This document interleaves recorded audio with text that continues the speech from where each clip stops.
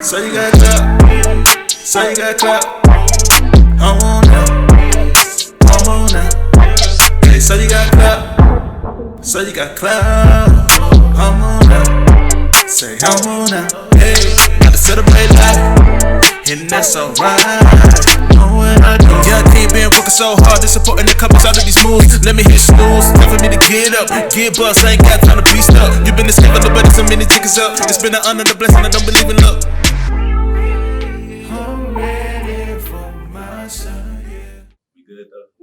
Okay. Good morning, good afternoon, good evening, whatever time you're watching this. This is So You Got Clout, the podcast. I'm your host, Southside Ty. And today, my star, the co-star of the show today, I met her in the booking room. I always talk about the booking room on that show. It's the best place to go if you're acting in that Atlanta area, meeting people. And when I met this woman right here, honestly, she took up like the room. It's not often that you meet people like that, but it's just, when you meet certain people, you can tell when they're walking in their purpose. And just when she spoke, people listened, and people really, really just was like gravitating towards her in the classroom.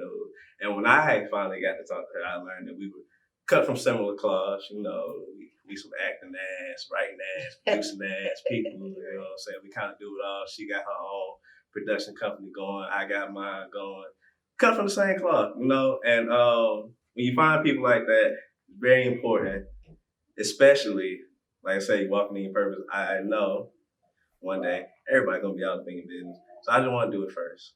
On this show, okay. So You Got Clout, we give you your roses first. For anybody else do. So ladies and gentlemen, without further ado, the star of today's episode is the Dani Coleman. Hi. How you feel, Dani? I feel great. You feel good? I feel good. I appreciate you for being here. Absolutely. This was a lot of hard work. This is like the 10th attempt. Oh yeah, man.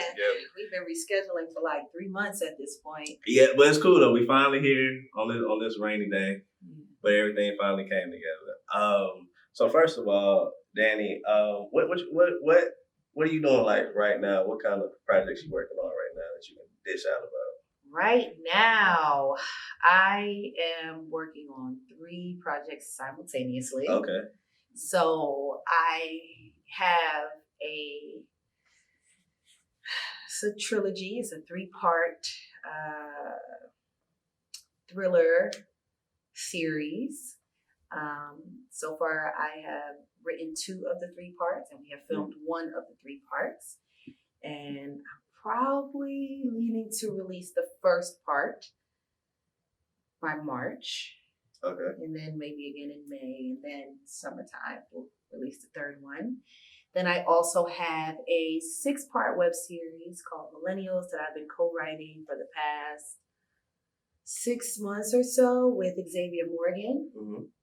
And I'm really excited about that. It's about a group of 6 friends right out of college and how they transitioned into the real world, and the ups and downs of what's really going on with them, and how they're all connected in different ways and have secrets and lies and things that keep them together and apart.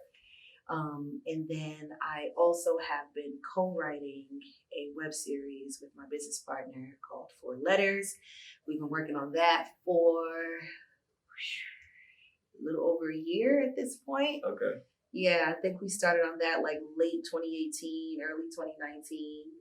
We're finally gearing up to put some things in motion for that. So I'm really excited about that as well. Okay. Working. Living the dream. So would you consider yourself like an actress or a writer first? What's like your real passion, and the other one's kind of like just come with it? See, that's a trick question, because initially I would consider myself an actress first, and I had been acting for almost 10 years before I embarked on a writing career. Like, I only started writing last year.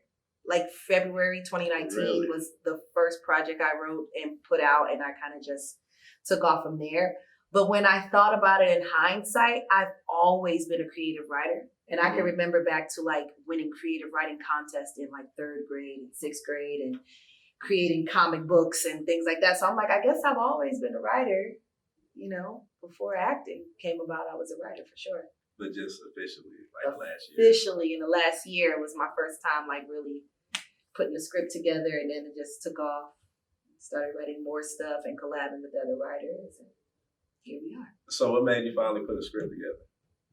Oh, okay. So it was on a whim. I was not planning it. If you've heard of Screening Room ATL, Kalima. Yeah, Kalima had a film challenge, and the film challenge was about being purposely you.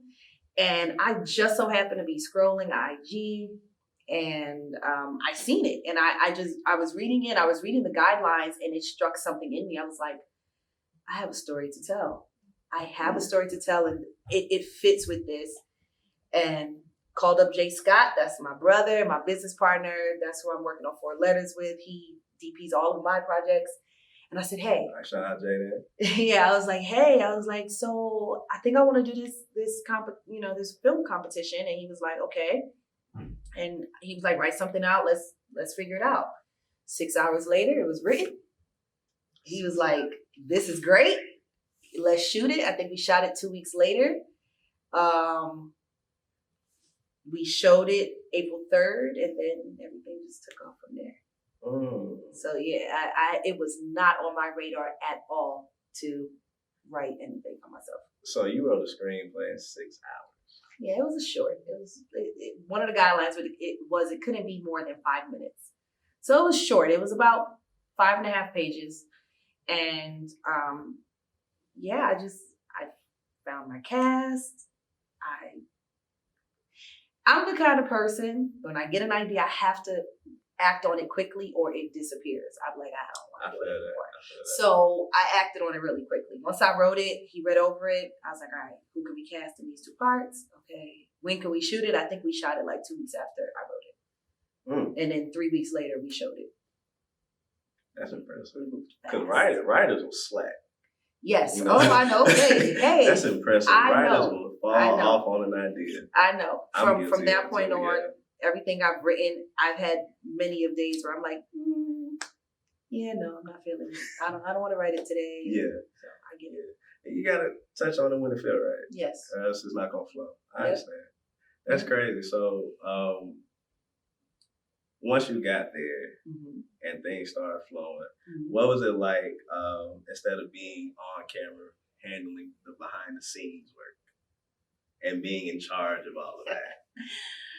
I loved it. I loved it. So I am a natural born leader, and like I said, people gravitate to it. Right. I'm a natural born leader, and I do know that about myself. And just having the opportunity to fully control the narrative and the creative side of it and just make moves the way I wanted to, I absolutely fell in love with it. Because when you're an actor, you show up on set, you do what you're told, and you go home. You don't get to have any type of creative banter with the director. A little bit, but it's mostly the director telling you what they want and you fitting into that. You don't get to say, well, I think it'd be better if I, did this or that. You don't have that creative control over their story. So it was a lot of fun, and I fell in love with that side of it. Like just being able to really say, okay, this is how I envisioned it. This is what I want it to look like.